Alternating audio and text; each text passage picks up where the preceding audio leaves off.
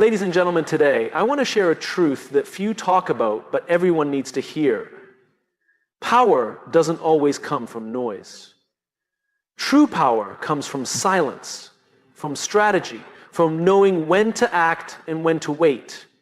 Victory is not always about direct confrontation.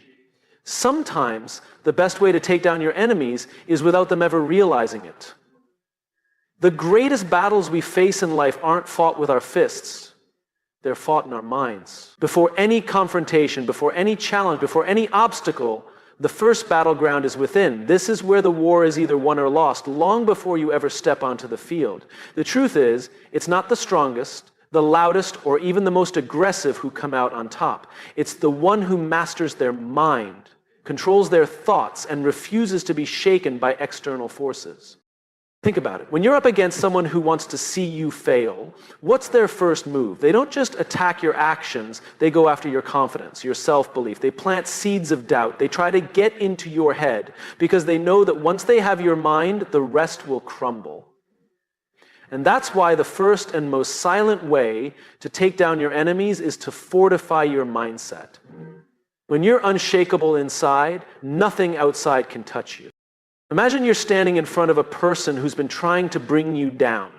Maybe they've spread lies about you, tried to sabotage your work, or just throw negativity your way at every opportunity. Now, most people would react emotionally. They'd lash out, defend themselves, argue back. But that's exactly what your enemy wants. They want to see you rattle. They want to see you step out of your character, because the moment you lose control of your emotions, you've given them power.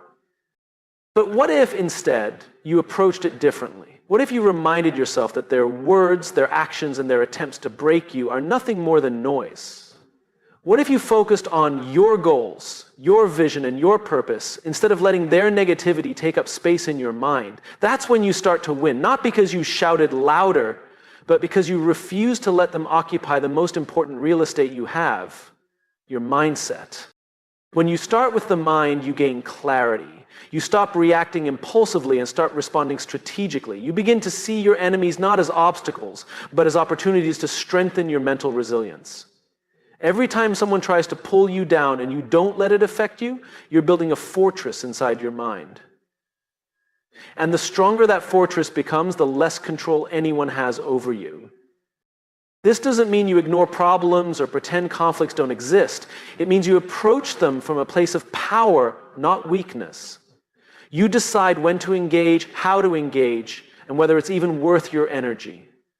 You become the one in control of the situation because you're not reacting out of fear, anger, or frustration. You're thinking clearly, seeing the bigger picture, and making moves that serve your long-term goals. One of the most powerful things you can do is to detach from the need to prove anything to your enemies. When you've mastered your mind, you don't need to prove your worth to anyone. You know who you are, what you're capable of, and where you're headed. And that inner confidence is something no one can take away from you. Your enemies will try to shake you, but they'll fail because you've already won the most important battle, the one within. It's easy to think that strength is about how hard you hit back or how loudly you can fight. But the truth is, real strength is silent. It's the ability to walk into a room full of people who doubt you and still carry yourself with confidence. It's the discipline to stay focused on your goals even when others are trying to distract you. It's the resilience to keep moving forward no matter how many obstacles are thrown in your path. At the end of the day, the mind is your greatest weapon. If you can control your thoughts, you can control your life. Your enemies might be able to throw challenges your way, but they can't defeat you unless you let them into your head. So the next time you're faced with opposition, don't reach for the muscle. Start with the mind. Because when your mind is strong, there's nothing and no one that can stand in your way. Silence is often misunderstood. People tend to equate it with weakness, passivity, or indifference. But in reality, silence is one of the most powerful tools you can use, especially when dealing with your enemies. Think about the last time you were in an argument or faced someone who wanted to provoke you. Their energy fed off your reactions. The more you responded, the more they pushed, because your words gave them insight into your emotions, your triggers, and your mindset. But imagine if, instead of reacting, you stayed silent. Imagine maintaining eye contact, staying calm, letting them fill the space with their noise while you gave them nothing in return. That silence would speak louder than any argument ever could. It's uncomfortable, it's unnerving, and that discomfort forces your enemies to reveal more about themselves while you remain in control. Silence is not just about withholding words, it's about controlling the space. When you don't respond, you force the other person to deal with their own thoughts, their own insecurities. They start to question themselves. Did I say too much? Did I cross a line? Why aren't they reacting? That mental spiral is powerful because it shifts the focus from you to them. They become preoccupied with trying to figure you out, and in that process, they often expose their vulnerabilities. Moreover, silence creates an air of mystery. When people can't predict your thoughts or your next move, they become cautious. They tread lightly because the unknown is far more intimidating than open hostility. Your enemies will expect anger, confrontation, or at least some acknowledgement of their actions. When you give them nothing, you deny them the satisfaction of seeing you flustered. You deny them the control they seek over your emotions. And in that denial, you hold the upper hand. But silence isn't just about conflict. It's a powerful tool in strategy as well. In negotiations, for example, silence can be a game changer. When you pause before responding, you give the impression that you're considering your options carefully, even if you've already made up your mind. This often pressures the other party into revealing more information or making concessions they wouldn't have otherwise considered. The same principle applies to any competitive environment. Whether in business, sports, or personal relationships, the person who can sit comfortably in silence is often the one in control of the situation. Another aspect of silence is its role in personal growth and self-mastery. When you learn to sit in silence, you develop patience, discipline, and emotional resilience. It's easy to lash out when provoked, but it takes strength to hold back, to observe, and to wait for the right moment to act. This self-betrayal doesn't just protect you from making rash decisions, it also allows you to see situations more clearly. In silence, you can analyze the bigger picture, understand motivations, and plan your next move with precision. There's also a profound dignity in silence. When you refuse to engage in petty conflicts or respond to baseless attacks, you rise above the noise. You show that you are not easily swayed by external forces, that you operate on a level that your enemies can't reach. This quiet confidence can be more intimidating than any aggressive confrontation. People respect those who don't feel the need to constantly defend themselves, because it shows a level of self-assurance that words can't convey. However, using silence effectively doesn't mean avoiding conflict altogether. It means choosing your battles wisely and knowing when to speak and when to hold back. Silence is most powerful when it's intentional, when it's used as a strategic pause rather than an escape. It's about knowing that sometimes saying nothing is the loudest statement you can make. It becomes a shield that protects you and a sword that disarms those who try to bring you down. There's a saying that success is the best revenge, and it holds more truth than most people realize. When someone wrongs you, disrespects you, or underestimates you, the natural impulse is to strike back, to prove them wrong with words or actions driven by anger. But here's the thing. Anger is temporary, and reactions are fleeting. What really lasts, what really stings, is when you rise above it all and achieve a level of success they can't ignore. Because nothing unsettles your enemies more than watching you thrive in spite of their efforts to bring you down. When people try to sabotage you, belittle you, or doubt you, what they're really hoping for is a reaction. They want to see you stumble. They want to know they've gotten under your skin. They feed off your frustration and setbacks because it validates their own insecurities. But when you don't give them that satisfaction, when you focus on your growth and continue to rise, you take away their power. You show them that their efforts were not just unsuccessful, they were irrelevant. Success speaks volumes without you ever having to say a word. Imagine the person who doubted you seeing your accomplishments plastered on a billboard, reading about your achievements in a magazine, or hearing your name mentioned in rooms they can't even enter.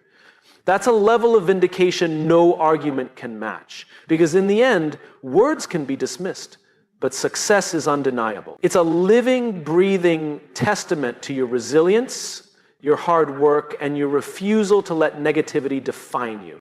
But success as revenge isn't just about proving others wrong, it's about proving yourself right. It's about channeling the energy from those negative experiences into fuel for your ambitions. When someone tells you that you're not good enough, that you'll never make it, or that you're wasting your time, you have two choices. You can let their words weigh you down, or you can use them as motivation to push even harder. Every milestone you reach, every goal you crush, becomes a silent but powerful rebuttal to the people who doubted you. The beauty of success as revenge is that it's not destructive. It's constructive. Instead of wasting time plotting how to get back at someone, you're investing that time into building something meaningful. You're not lowering yourself to their level, you're elevating yourself to a place where their opinions no longer matter.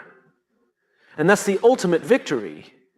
Not just outshining them, but outgrowing the need for their validation entirely. Success also changes the narrative. When you achieve something significant, people can't help but take notice. The same individuals who once dismissed you will have to acknowledge your accomplishments, even if they do so begrudgingly. Some may even try to align themselves with you, hoping to share in the glow of your achievements. That's when you know you've truly won, not just because you succeeded, but because you've shifted the dynamic entirely.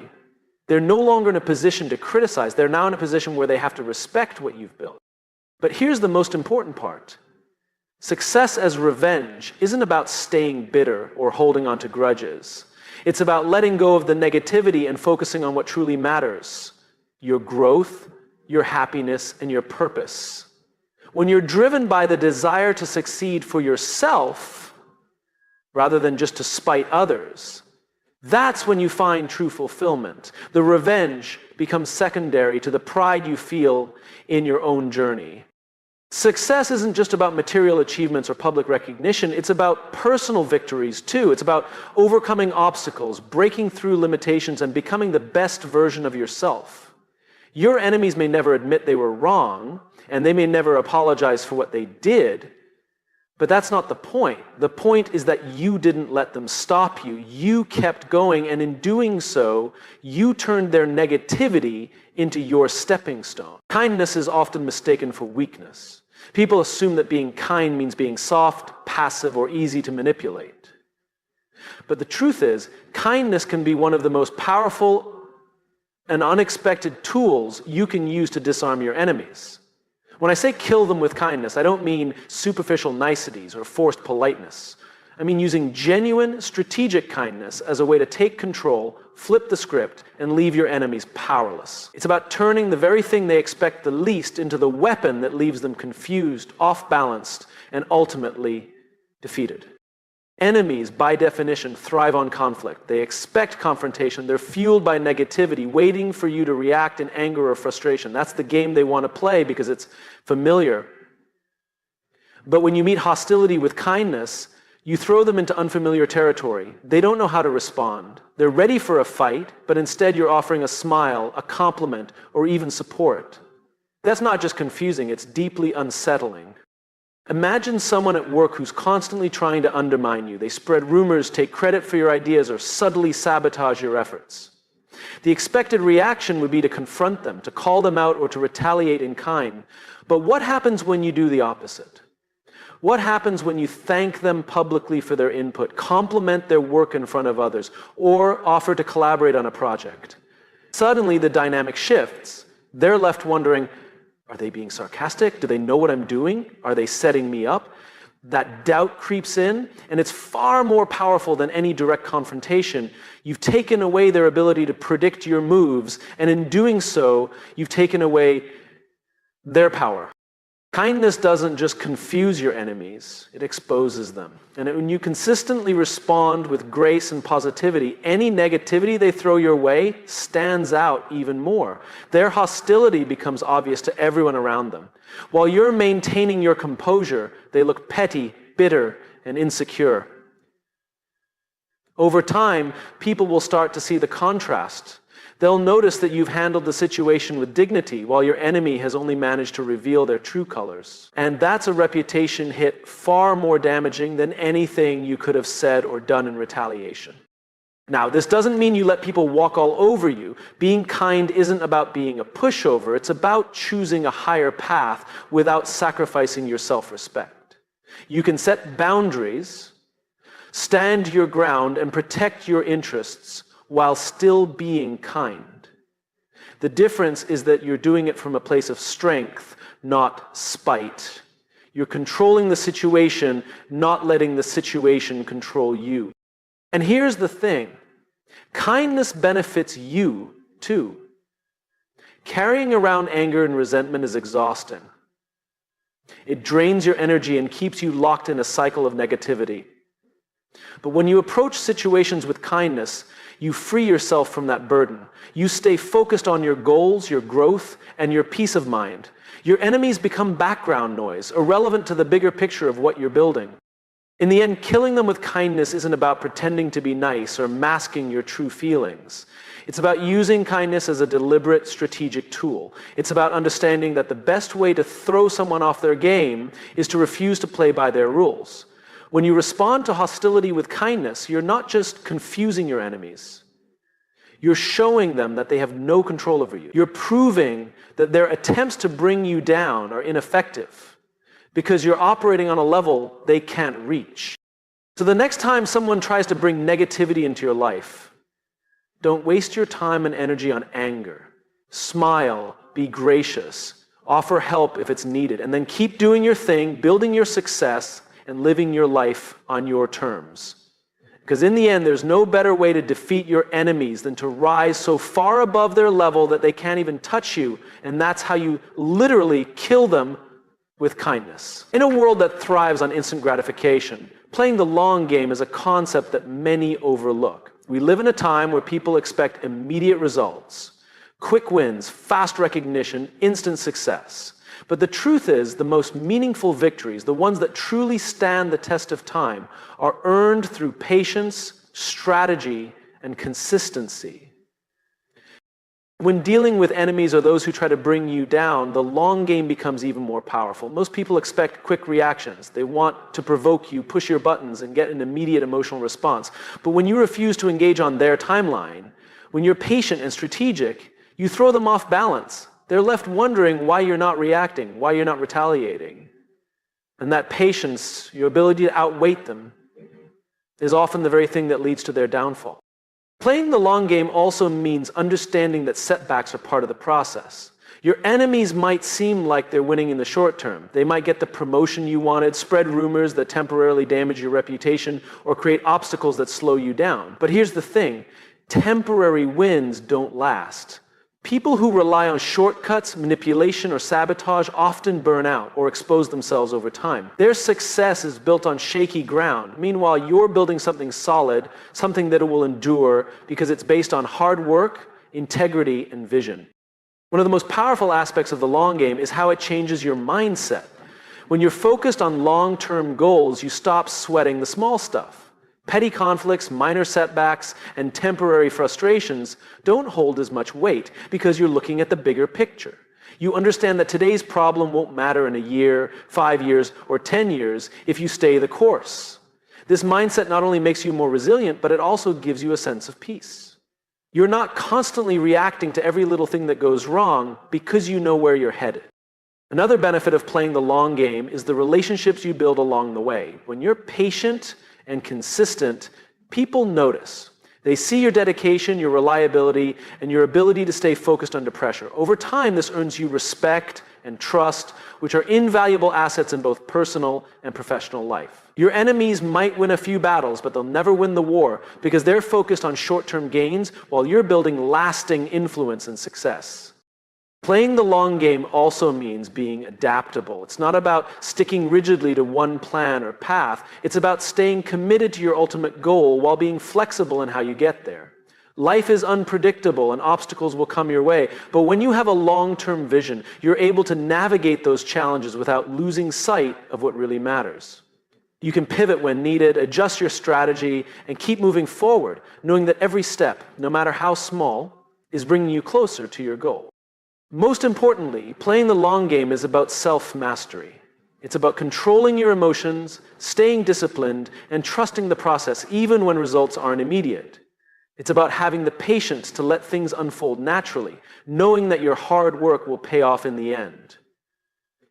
Your enemies might try to rush you, provoke you, or distract you, but when you're committed to the long game, none of that matters. You're not competing with them, you're competing with yourself, and that's a battle you're destined to win. So the next time you're tempted to react impulsively, to chase a quick win, or to get caught up in the moment, remember this. True success isn't about what happens today. It's about where you'll be tomorrow, next year, and 10 years from now. Stay patient, stay focused, and keep playing the long game. Because in the end, the person who outlasts the noise, the distractions, and the setbacks is the one who truly wins.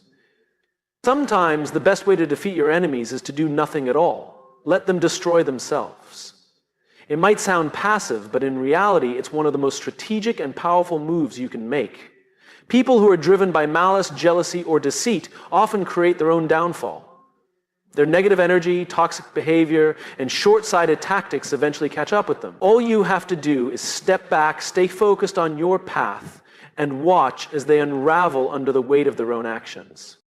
When someone is out to get you, whether it's a coworker trying to sabotage your projects, a competitor spreading lies, or even a so-called friend turning against you, the natural instinct is to fight back, to defend yourself, to expose them, to retaliate.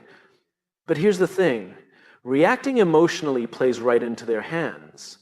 It pulls you into their drama, drains your energy, and distracts you from your goals. Worse, it puts you on the same level as them. Instead of elevating yourself, you get caught in a cycle of negativity that can cloud your judgment and damage your reputation. But when you choose not to engage, something interesting happens. You deprive them of the conflict they crave. They're expecting you to react, to lash out, to fight back, because that's how they thrive, by feeding off the chaos they create. But when you refuse to give them that satisfaction, they're left floundering. They're stuck with their own negativity, and without anyone to direct it toward, it starts to consume them from the inside out. People driven by malicious intent often lack the self-awareness to see how their behavior is affecting them. They're so focused on trying to bring others down that they don't realize they're digging their own grave. Their toxic actions isolate them from others, erode trust, and eventually expose them for who they really are. Over time, their lies catch up with them, their manipulations become obvious, and the bridges they've burned leave them stranded. You don't have to lift a finger, they'll do all the work for you. Think about it like this. A person who constantly gossips and spreads rumors may feel powerful in the short term. They might even succeed in turning some people against you, but eventually those same people will start to question the gossiper's motives. If they're willing to talk behind your back, what's stopping them from doing the same to others? Trust is fragile, and once it's broken, it's hard to rebuild. The very tactics they use to harm you will eventually backfire, leaving them isolated and exposed. Letting your enemies destroy themselves also frees you to focus on what really matters: your own growth, success, and happiness. When you're not bogged down by their negativity, you have more energy to invest in your goals. You can channel your time and effort into building something meaningful, something that outshines any attempt to bring you down. And as you continue to rise, their efforts will seem smaller and more insignificant. The contrast between your success and their self-destruction will become impossible to ignore. There's also a certain elegance in this approach. By refusing to engage in petty conflicts, you demonstrate a level of maturity and self-control that commands respect. People notice when you handle adversity with grace. They see that you're not easily rattled, that you don't stoop to the level of those trying to harm you. This not only strengthens your reputation, but also attracts allies who admire your integrity. While your enemies are busy tearing themselves apart, you're building relationships, opportunities, and a legacy that speaks for itself. It's important to note that letting your